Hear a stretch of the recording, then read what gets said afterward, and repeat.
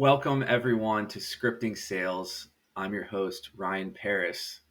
I have my Watford jersey on. I don't know if you've noticed, I've had some soccer jerseys in my background, and you'll probably continue to see them. I'm a big soccer fan, and I recently started to collect jerseys over the past year. I'm not sure where and why it started, but it did. And so this is a random one that I got from a mystery shirt in a box subscription. So fun times, more stories about soccer later on, but let's stick to sales. Today we are talking about the H2H method, its inception, what started the method, and how is it working today. So how did we get here with H2H? H2H stands for human to human, and that was the basis and philosophy for everything that I wanted to do when I first got things started. And this was back in about 2015 or so, 2014, 2015, when I saw the rise of digital, how much folks were putting their marketing dollars into SEO, website, Google searches, design, and we're also stamping cold calling as a dead field. But I was having success in that way, and I had success in the early 2000s. I had success, at that current time with the tech company I was working for.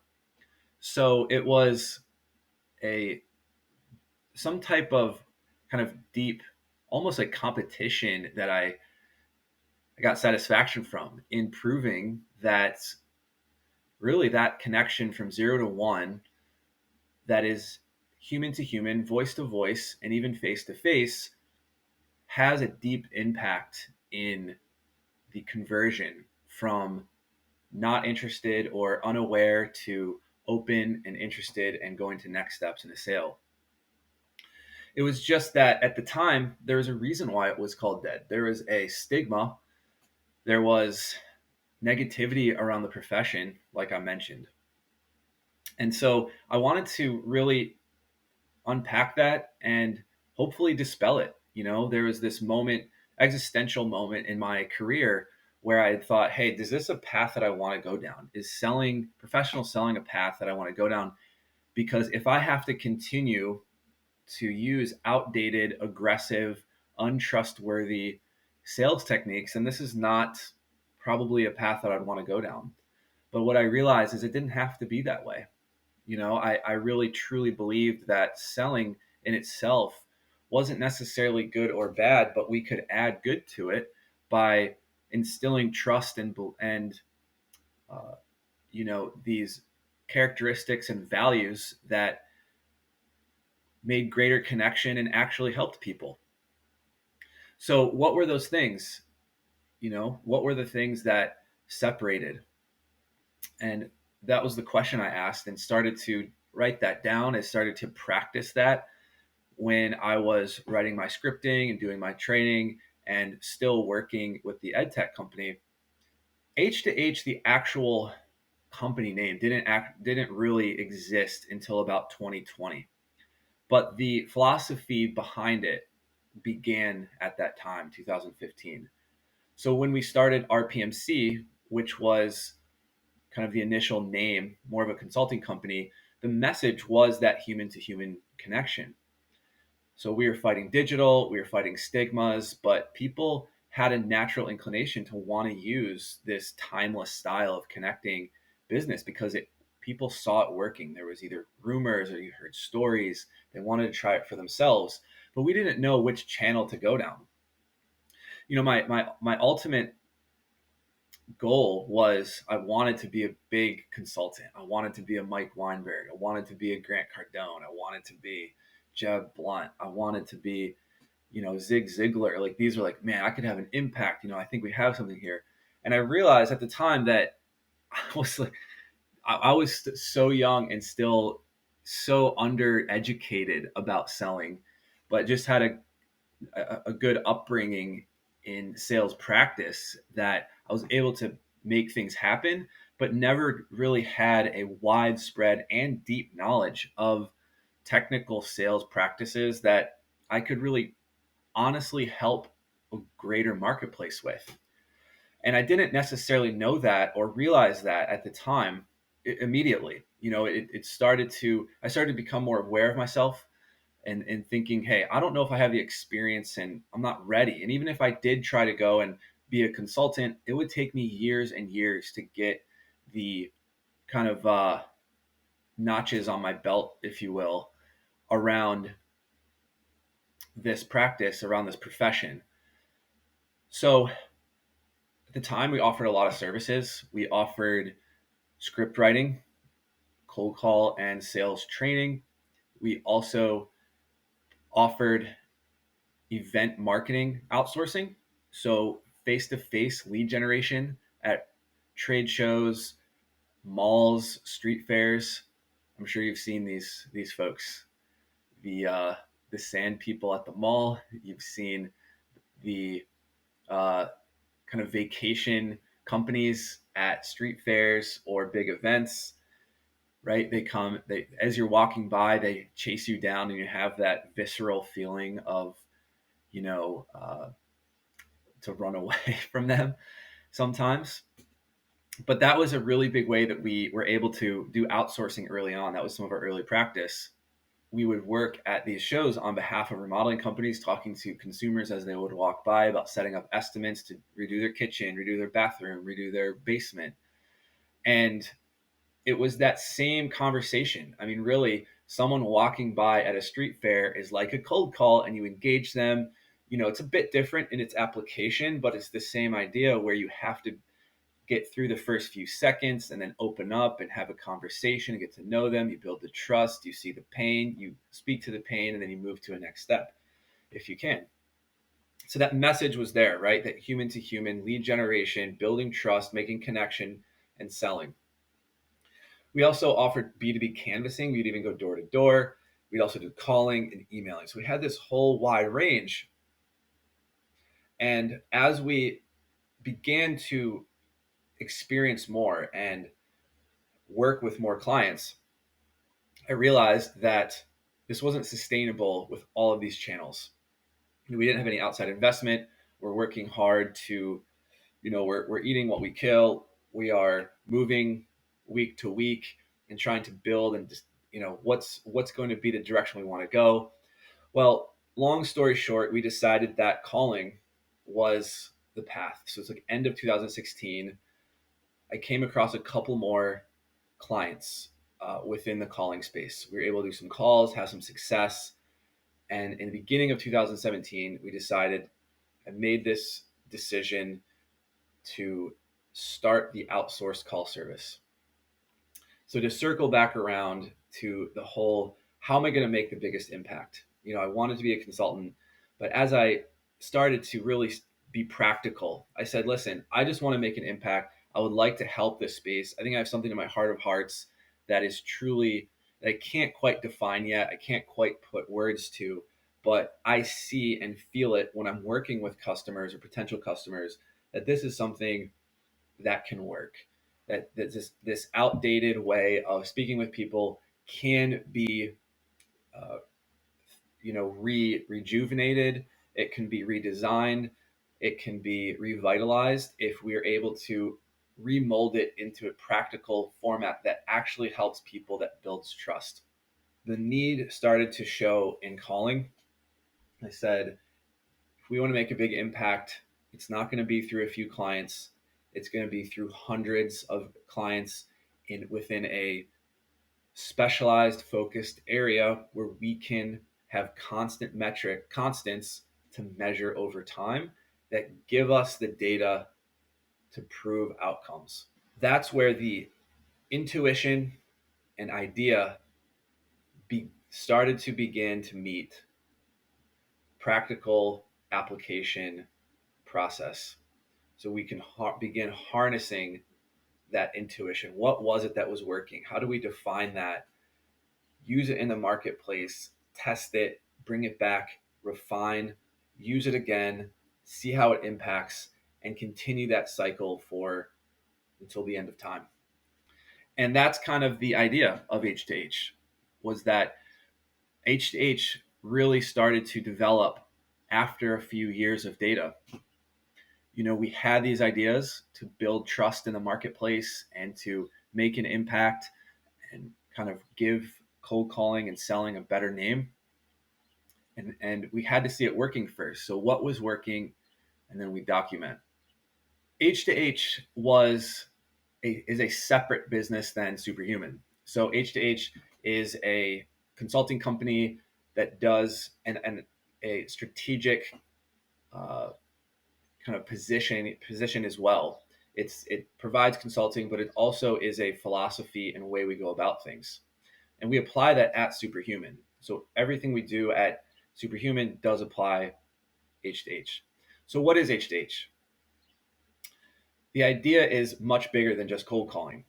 We'll start small. H2H cold calling is all about that first conversation from 0 to 1. It's the most defined uh, offering that we have, or defined product that we have.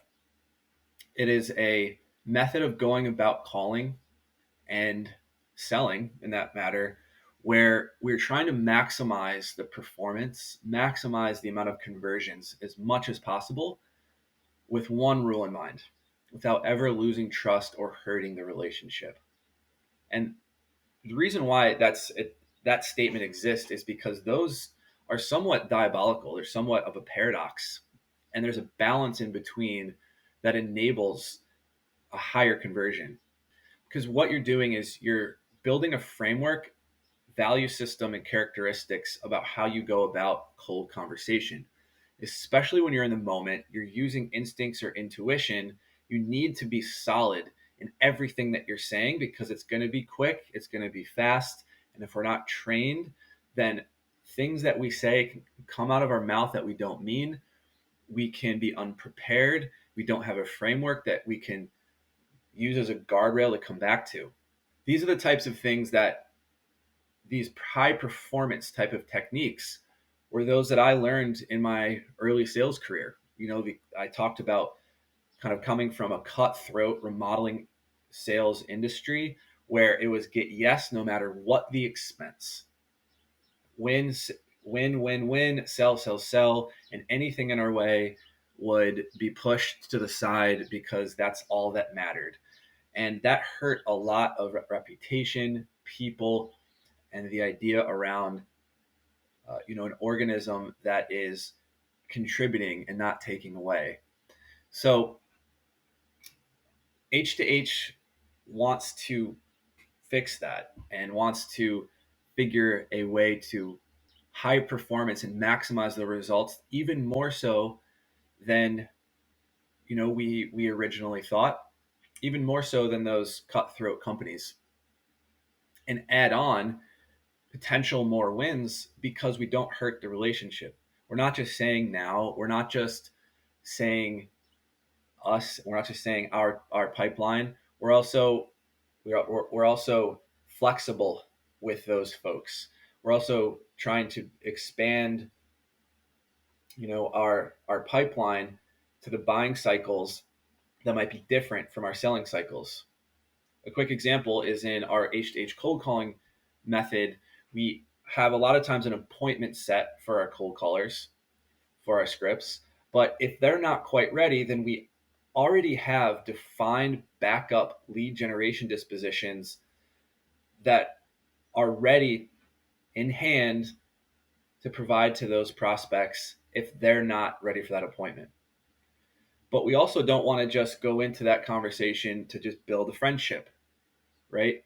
Because then we're not prioritizing business and selling, right? Because we're trying to maximize the performance while never hurting the relationship. So we've defined some ways over these years that we've had to give ourselves the data to say, okay, these are the things that maximize performance, but fall within our framework and foundation of building trust.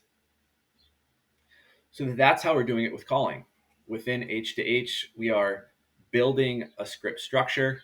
We have the H2H book coming out where there's a philosophy, values, characteristics, and then a more practical application in script formats based upon the market, and then industry examples that we've seen success with. This is the type of impact we're looking for. this is the type of work we've had to do over the last 7 years to get to a point where we're confident in this method. We've worked for hundreds of different types of clients in 50 plus industries, primarily in the B2B space, some B2C. We've made thousands and thousands of appointments and leads, and made hundreds of thousands of calls. So that the data that's collected, we're able to sharpen it, get the feedback, place new practices, sharpen it again, and use this data to see over time how people, how quality, how relationships are improved. If you take H2H from a greater perspective, you can see how it applies to a lot of different areas when you're working with people and organizations. There's a sense of we have an H2H culture at Superhuman. So we've taken that same idea from the cold calling and then applied it to what we're doing at how we go about our culture here. I mean, everything we do could be H2H in that regard.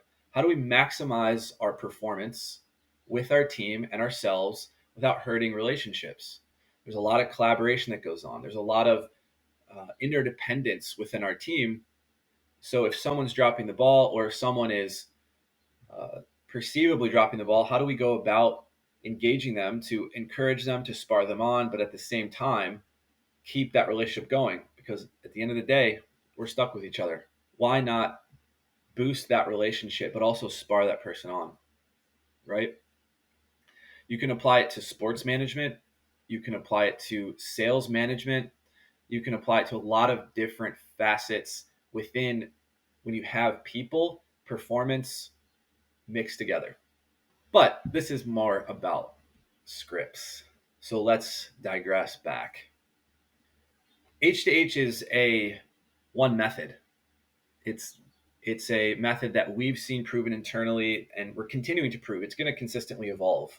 And the reason I say that, how does it consistently evolve, is because this is less about us as it is about the market. When we're calling, we have something that we want to provide the market, but really it's only relevant to the extent that the market wants it or needs it or sees some type of potential that can add value. And if we're not adapting to that and listening to that, then it becomes about us and what we want to do, and there's a huge disconnect. We look at cold calling with 4 pillars: product relevance, target market accuracy, messaging strength, and the right fit of the SDR doing the activity. And if some of those aren't matched up, if one of those pillars isn't matched, then the other 3 have to do extra work to make it sustain. And sometimes that doesn't sustain itself for long periods. So we're consistently trying to find what is it that's relevant to the market, and then adapting the rest of the pillars to that finding. But at the end of the day, H2H isn't the only method. It's not the only way of going about selling. There's a lot of great content that I've learned from the books I've read that have helped me and helped me have some success, that have helped me to shape some of the theories and practices that we deploy, and definitely deserve credit. So there's a lot of education out there, which is great. I love consuming sales education and literature from those who have been in the space for a long time, and we are kind of riding behind their coattails, or they're laying the foundation for us to build upon. So there's a couple books that I got that I try, if whenever I see a sales book, I do try to get it. Whether I read the whole thing or not, that's a different story. But this is one book, Cold Calling Techniques That Really Work, Steve Schiffman. The thing I like about this book is that it gets pretty specific with different ideas and techniques, right? Like, he goes through some scenarios that gives you some practical advice, some one-liners that really help to give you confidence when you're calling. There's another one, Smart Calling. This is probably one of the more organized books that I've seen, because he kind of goes through somewhat of a framework, and then within each kind of bullet or step, he gives you different ideas and options. So if you're within the voicemail step, here's different ways you can leave a voicemail. Um, here's some different, uh, you know, primary steps to go through in a call. So, for instance, identifying yourself and the company you represent, asking for help, using a justification statement, and giving you different ideas and ways to go about that. And I think that's probably what I would say is the closest thing to what we do at H2H. And there's a lot of great things in there because, again, H2H isn't for everybody or our method. There's other methods out there that definitely work. And you see that a lot on LinkedIn with the uh, sales folks that are out there finding success and sharing their learnings. And then lastly, this other book too is Power Phone Scripts. This is one I like to have on the coffee table because I don't know if I've seen a book with more ideas for different parts of a cold call than this one. So you see these three different levels, right? Like cold call techniques that really work. There's some practical advice, some stories, and very specific things that this guy believes in, which I really appreciate. There's smart calling, which is a little bit more of a method with some different options and ways to go about it or suggestions. And then there's power phone scripts, which is just a plethora of ideas on what you can do in certain situations. So I definitely recommend you check those out. It's always good to open up your mind because when you get in a situation, these things start to come to you and you can use them and apply them to whatever you sell, whatever your offering is. I think what separates the right now, and we're going to go through some of these methods, we're going to go through some different scripts, through some different structures, a little bit more under a microscope as we go. But I think something that's different from what we've seen with H2H is we've gotten a bit, I would say, committed to a certain structure, a certain bones of a conversation. And I think what that does is it gives us muscle to build. When we're training teams at scale, it's hard to give for every new product, give a new script in a new format because not only are you learning the product or service, you're also learning the way you're also learning the way to speak with people based upon how that script was written by someone else. Does that make sense? So what you're doing is having to learn almost double what you could. Uh, you're almost having to learn double rather than having a way that you speak with people and then inputting product or service in that. And I realize that's coming from an outsourced sales model, but what it's allowed us to do is see, hey, this conversation, how we go about selling is already laid out. It's the way that humans connect. And then take your product or service and separate the two. You have product and service and you have selling. And how do you meld them? So that structure is the way that we've seen people connect in a wide range of industries. So applying your expertise gives us a leg up and you can have success on the first call. I don't know how many times I love testing out our client scripts. Really, for me, it's product development, right? When we have a new client and a new product, I love to go in and make calls on it and figure out based upon the script, what is it that's working, what's not working. A script never ends the way it starts. That's a whole episode in itself. Never ends the way it starts. But I love to get in there and just find what resonates. The H2H is a method, it is a structure, it's a way that we can have a muscle memory built around selling so it's easy for us to deliver product. So I'm hoping to evolve H2H through this selfishly, but I'm also hoping to see what else is working really well out there because I think that this is the future of selling. I think there's been a huge movement of individual sales experts that have had a good amount of experience, but are using their their experience to then use it as a standard for the market, and I think that can be dangerous. And that's something that I've felt grateful about working and choosing the path with Superhuman because as we've made more calls and as we've done more selling, what we've done is also separated more and more about what we thought was the best thing or what my personality wanted to do, and then provide a structure that enables everyone's authentic personality, whether you're an extrovert, an introvert, outgoing, shy, funny, or analytical, and provide a space for all of those types of folks, those different personalities, to have success. And that separation is what we constantly find. We constantly are separating those two. What's structure versus how we go about it or the delivery. I think I want to continue to unpack that, but also utilize what's working at scale other places. I've been so focused on this that part of this is about H2H. Part of this is how do you script an effective way? How do you effectively scale scripting in selling, especially with the rise of ChatGPT and the amount of automation that comes in to scripting? How does the human element change that? How does it impact that? And how do we have authentic conversations with folks in a digital world, in a remote world that becomes potentially even more sensitive to things that hurt relationship? The trust is huge. So hope to explore that with you all. Thanks for stopping by Scripting Sales, and we will see you in the next episode.